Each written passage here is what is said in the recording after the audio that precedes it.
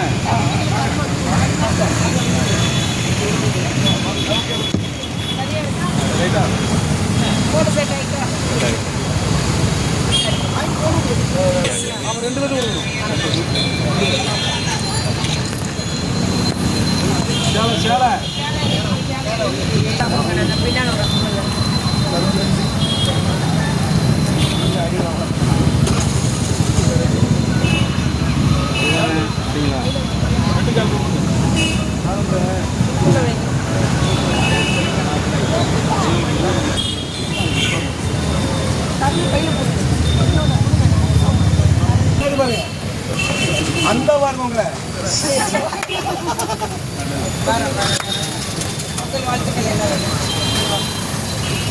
ரொம்ப நன்றி. வாழ்க்கையில் மறக்க மாட்டாங்க.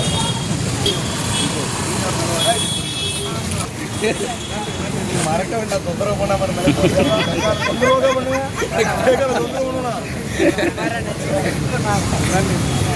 சரிங்க.